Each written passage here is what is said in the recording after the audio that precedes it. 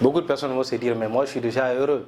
Mais heureux dans quel sens? Heureux dans le sens où que ce que vous faites comme travail doit participer à votre épanouissement, doit participer à la construction de votre bonheur avant tout.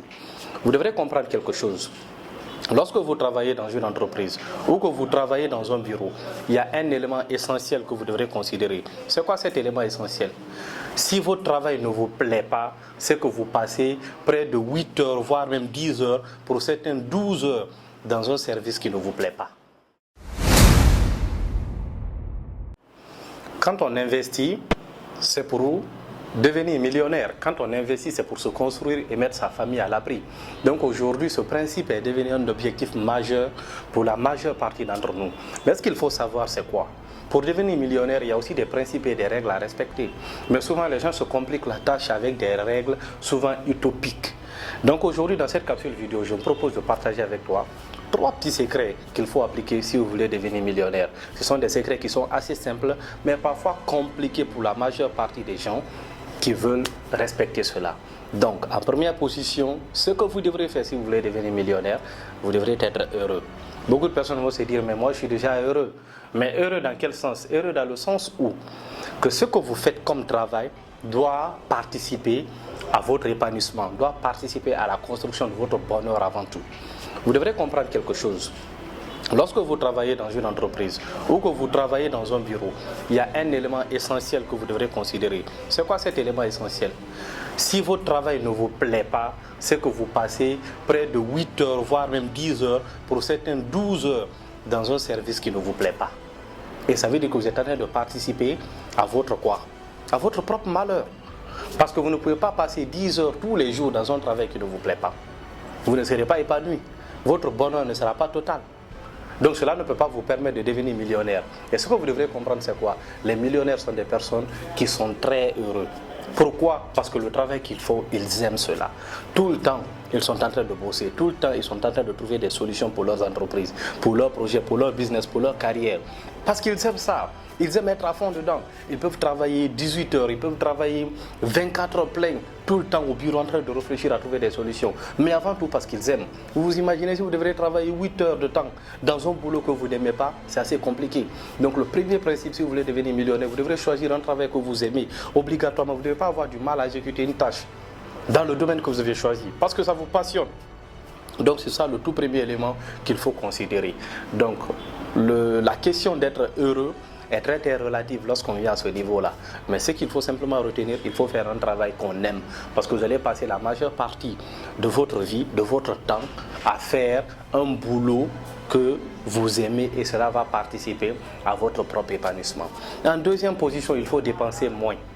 Lorsque vous faites un travail que vous aimez, la deuxième question qui va se poser ici, c'est est-ce que vous aimez véritablement dépenser moins ou est-ce que vous aimez dépenser plus? Parce qu'il y a plusieurs personnes qui sont accros lorsqu'il s'agit de dépenser beaucoup leur argent. Et ça peut participer à votre déconstruction en termes financiers. Donc vous devrez véritablement faire attention à cela. Vous devrez dépenser moins que ce que vous gagnez. Lorsque vous consacrez beaucoup de temps dans votre boulot, dans votre carrière, et qu'il y a des fonds qui entrent, vous devez faire attention lorsque ces fonds-là doivent ressortir. Quand ça ressort, c'est soit pour des actifs, soit pour investir, soit pour acheter des patrimoines, mais ça ne doit pas sortir pour pouvoir dépenser dans les passifs, dans le sexe, dans l'ambiance et dans tout autre nom. Vous devrez toujours vérifier de telle sorte que l'argent qui sort de ma poche soit dépensé dans des actifs qui permettent que d'autres rentrent à nouveau. Cela va vous permettre de pouvoir vous construire plus facilement. Et en dernière position, il faut risquer. La question essentielle que vous devrez comprendre, c'est quoi? Lorsque vous faites un travail que vous aimez et que vous vivez en dessous de vos moyens, obligatoirement vous allez épargner beaucoup d'argent. Le principe, il est aussi simple que ça. Mais lorsque vous épargnez beaucoup d'argent, est-ce que vous tenez compte de l'inflation sur votre épargne? Parce que si 1 million peut vous permettre aujourd'hui d'acheter 3 tables, en 2025, 1 million ne pourront plus acheter 3 tables. Les choses vont devenir de plus en plus chères. Donc si vous épargnez en ne tenant pas compte de l'inflation, vous souffrez. C'est pourquoi les riches ont cette philosophie de ne jamais épargner de l'argent autant que possible, mais d'investir autant que possible. Donc ils n'ont pas une grande quantité d'argent en banque stocké, non. Ils ont plutôt des actifs qui tournent. Ils ont l'argent qui travaille pour eux tout le temps. Donc l'argent n'a pas droit à se reposer dans votre compte bancaire. L'argent a plutôt droit de travailler tout le temps. Mais vous devez comprendre quoi? Lorsque vous décidez de prendre votre épargne et mettre dans un projet, vous risquez obligatoirement. obligatoirement. Mais ce risque-là doit être calculé. Ce risque-là, il est bon pour votre vie, il est bon pour votre projet.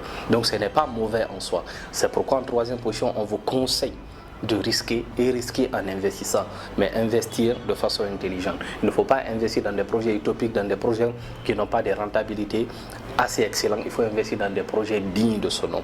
Et pour cela, vous avez besoin d'apprendre, vous avez besoin de faire des recherches, de connaître le contour de tous les business avant d'y mettre votre argent. Donc pour faire un petit récapitulatif, 3 éléments essentiels qui vous permettent d'être millionnaire. En première position, vous devrez être heureux. Choisissez un travail qui vous plaît, un travail qui vous passionne. Parce que vous allez passer 8 heures, voire 10 heures, voire 12 heures de votre temps à faire un travail. Si vous ne l'aimez pas, vous allez être malheureux et ça va participer à quoi? À votre propre destruction. En deuxième position, dépensez moins que ce que vous gagnez. Le principe de la gestion de finances personnelles est basé sur ça. Si tu gagnes 10 000 francs, arrange-toi à ce que tes dépenses ne soient pas 15 000. C'est aussi simple. Et en dernière position, vous devrez risquer. Quand vous épargnez de l'argent, ne permettez pas que l'inflation vienne dépasser le montant qui se trouve en banque. Vous devrez obligatoirement prendre cet argent, mettre dans un projet. Et pour cela, vous devrez oser risquer. Parce que cela aussi a des répercussions parfois très positives qui vont participer à la construction de votre patrimoine demain.